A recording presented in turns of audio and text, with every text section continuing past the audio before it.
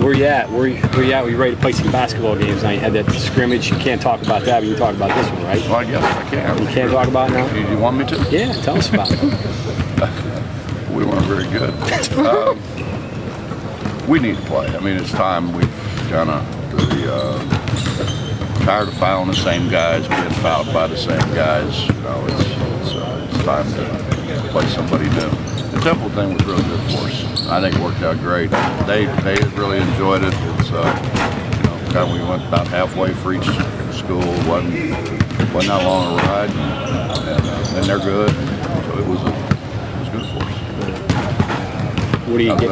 Yeah, that's good. What about tomorrow? You know, the thing I think is interesting is you got a former West Virginia Conference school coming up here. They're going to bring their fans up. You know, they're going to get an opportunity to come to Morgantown and see what it's like, and you get to play a team from the state. Well, we've tried to do that. Yeah. Other than probably Walsh. We played Walsh one time. But, Fairmont. Yeah, well, we played Fairmont twice. I think we played Fairmont twice. We played Charleston. We played Shepherd. We're trying to play everybody. Yeah. I think we've got some scheduled for the next 2 years. I think it's good for the state. Good for basketball in the state, not just. Yeah, but I mean, I think it's something that people will look forward to, and it's great for us. We get to play against somebody different, and I think the basketball fans, not just Mountaineer fans, but people who are kind of fans of basketball, get to see people that ordinarily they probably wouldn't get to see. So I think it's good. Is there anything in particular that you took away from the scrimmage? That I didn't know? Yes. No. We just threw it all around. I mean, we were so loose with the ball.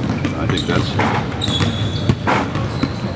two areas that we've really got to get a lot better at. We got to get better with our ball security. We're too charitable. We just throw it everywhere, and we're not rebounding the ball the way we rebounded the ball in the past. We got to get back on that.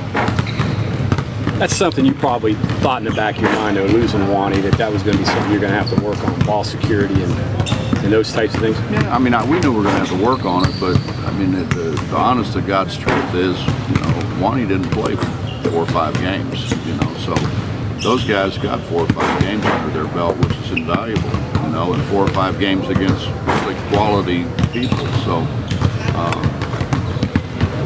I thought, honestly, we'd be a little bit better with it than what we have been at this point. But I also thought we'd rebound way better than what we're rebounding. What's the adjustment going for Asa in terms of the speed of the game? He gets better every day. I mean, he had 21 points in 20 minutes. Now, a lot of those are what came off the press, but he understands how to play. And I thought the first time I saw him, here's a guy who gets it. He knows what's supposed to happen, and like anybody else, when he first got here, the game was going so fast that he couldn't keep up. He's kind of been able to slow down, and he makes less turnovers and shoots the ball better. I mean, everything he does has gotten better. But it will, because he knows what he's got to work on, and he will work on it. You mentioned before that where he would play would be dependent on who he guards. Are you finding that out? Who he can guard? Well, we're trying to find somebody who can. But we're trying to play. I want to play him on the perimeter. If we can play him on the perimeter, I think it helps our rebounding tremendously. And it helps our length. How is he holding up against Jay Sean and JC on the perimeter when he has to go against guys like that? He gets better every day. I think his understanding of he doesn't have to, for instance, he doesn't have to be as close to people because of his length. He can still affect people and bother people. So he's starting to figure all that out. He's got a really good understanding. Is that something you try to drill in him? Hey, length is your best friend. That's what you need to use. That's your asset. That's part of it. I mean, you still got to move your feet, and he's getting better at moving his feet.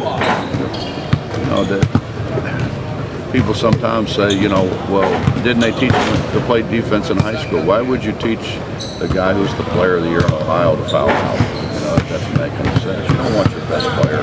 You put your best player on their worst player so it stays in the game. You know, so he's never really had any, and he's never really guarded on the perimeter. So it's all new for him. But he's got to. If he's got goals and aspirations, he's got to do it. That's where his future is, without question. Since you value the opinion of sports writers so much, I do. how about being left at the depot? Oh, you got coming back. Well, it really doesn't make much sense, does it? I mean, you would think logically, and I